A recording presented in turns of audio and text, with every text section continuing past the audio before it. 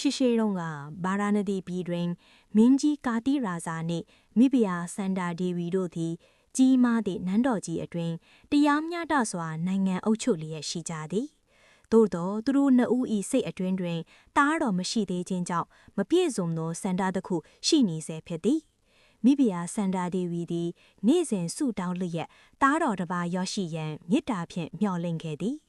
အချိန်တစ်ခုရောက်တော့တားတော်တေမိယကိုဖွားမြင်ရသည်နန်းတော်တစ်ခုလုံးပျော်ရွှင်သံများဖြင့်ပြည့်နှက်သွားသည်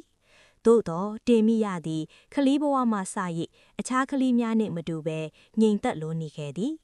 တနေ့တွင်မင်းကြီးကာတိရာဇာသည်အပြစ်ရှိသူများကိုတရားစီရင်သည့်အခါတေမိယသည်ထိုမြင်ကွင်းကိုမြင်တွေ့ရသည်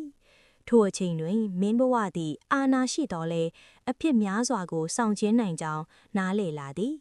အတိတ်ဘဝမှမှတ်ဉာဏ်များကိုပြန်လည်မြင်ယောင်သိရှိချက်ချင်းကြောင့်မင်းဖြစ်ခြင်းမှရှောင်ရှားရန်ဆုံးဖြတ်လိုက်သည်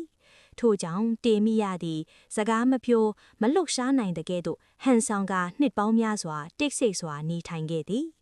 မင်းကြီးနှင့်မိဖုရားတို့သည်တားတော်အခြေအနေကြောင့်စိုးရိမ်ကတမားတော်များစွာခေါ်ယူကုသစေတော်လဲအပြောင်းလဲမရှိခဲ့ပါ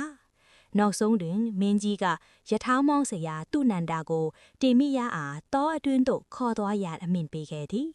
တောနတ်အတွင်းရောက်သောအခါသူနန္ဒာသည်မြေတူးနေစဉ်တေမိယသည်ရုတ်တရက်ထရက်လိုက်ပြီးအတန်ထွက်စကားပြောလေသည်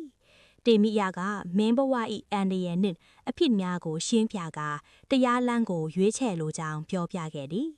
ထိုသတင်းကိုကြားသိပြီးမင်းကြီးကာတိရာဇာနှင့်မိဖုရားစန္ဒာဒေဝီတို့တောသို့လာရောက်ကြသည်